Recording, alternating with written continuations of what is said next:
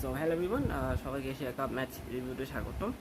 শোটা স্বাগতম। আজকে আমি বেসিক্যালি ম্যাচ রিভিউ করবো না, অনেস্টলি বলতে পারি কোটোয়াল বাংলাদেশের পারফরমেন্স দেখার পর অনেস্টলি এই টিমের পারফরমেন্সই আসলে অ্যানালাইসিস করার আমার কোনো ইচ্ছা নেই, রিভিউ করার কোনো ইচ্ছা নেই।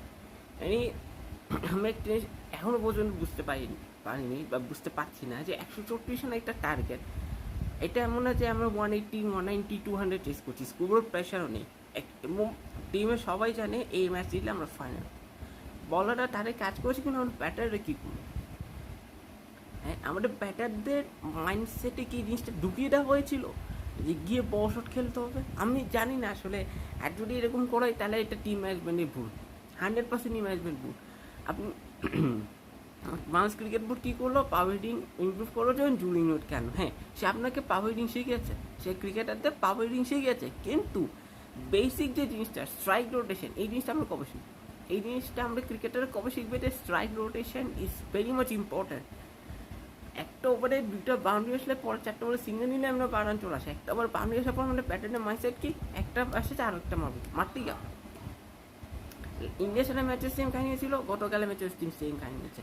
আমরা সমস্যা হচ্ছে আমরা খুব অল্পতে আমরা খুশি থাকি। এই যে বাইলেটের সিরিজগুলো যেগুলো আমরা জিতি, এই বাইলেটের সিরিজ উইনগুলো কি আমাদের কাছে ম্যাটার করে না তো। আমরা যখন বড় কোনো টুর্নামেন্টে খেলতে চাই আমরা মুখ থুপড়ে পড়ি, আর কোয়ালিটি বোলিং দেখলে তো আমরা ব্যাটার হাঁটু কাঁপে। গতকাল পারভেজ সিনেমন যে শটটা খেলে আউট হলো, ওই শটটাও তাদের কোনো করে ব্যাটসম্যান থাকলেও খেলতো না। মানে আমাদের ব্যাটারদের স্কিল সেটের আসলে অভাব আছে, এটা ক্লিয়ারলি বোঝা যাচ্ছে। আমাদের ব্যাটারের স্কিল সেটের ভীষণ রকম অভাব আছে, যেটা আমরা এখন উপলব্ধি করতে পারছি না। আমাদের ব্যাটারের স্কিল সেটের আসলে প্রবলেম আছে। আচ্ছা, আরেকটা যেটা আমার থেকে যে বিষয়টা খুবই ইরিটেটিং লেগেছে বা খুব বিরক্তকর লেগেছে, সেটা হচ্ছে আমাদের প্লেড এক্সকিউজ। বাংলাদেশ যখন দেখবেন কোনো একটা ম্যাচ হেরে বসে থাকে, তখন তার এক্সকিউজ দিয়ে শুরু করে, এই আছে এই কারণে আমরা রান হয়নি, এই কারণে আমাদের বল ভালো হয়নি, এই কারণে আমাদের ব্যাটসম্যানরা রান করতে পারেনি, এটা হয়েছে সেটা হয়েছে। Stop this excuse.